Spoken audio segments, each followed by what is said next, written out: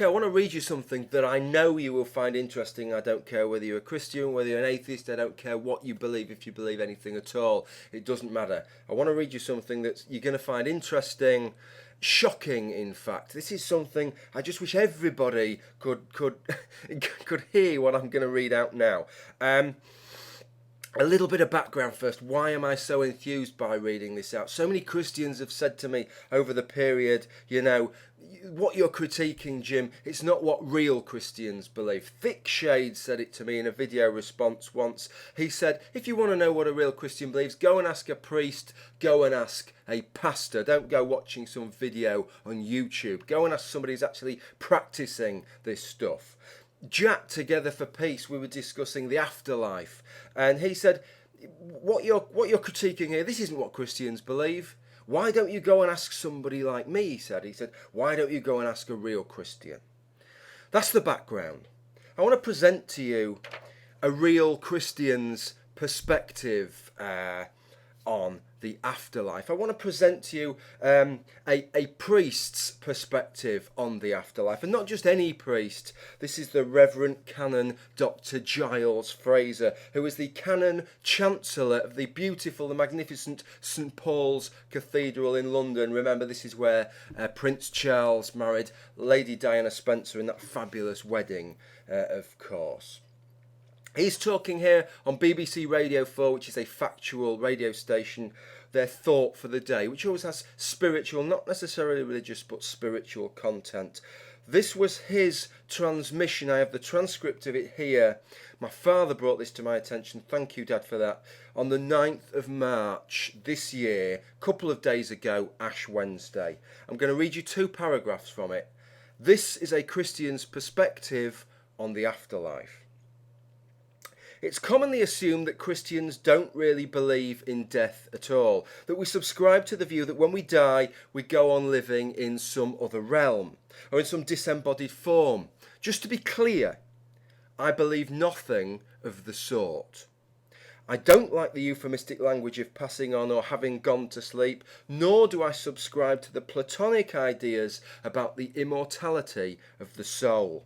When you die, you die. As the first letter of St. Paul to Timothy puts it, God alone is immortal. Today is Ash Wednesday. Like millions of Christians around the world, I will be marked with ash and told that I am dust, and to dust I shall return. There is nothing depressing or morbid about any of this, in fact quite the reverse. Personally speaking, it leaves me with a more intense sense of the preciousness of human life, something that's intimately bound up with the intrinsic limit and fragility. You know, I'm having real problems actually finishing this video off. I've had about a dozen takes so far. I want it to be short and snappy and punchy. I just want to leave it with you, the viewer, to soak in what you've heard here, perhaps to pass it on, perhaps to make a video of your own. I don't think this kind of thing can be discussed enough, but I don't want to inundate you with my thoughts on this. So I'm just going to leave you with one thought, okay? Because I know if you're a Christian, you're going to have your perspective on Dr. Giles Fraser. If you're an atheist, you're going to have your perspective on Dr. Giles Fraser.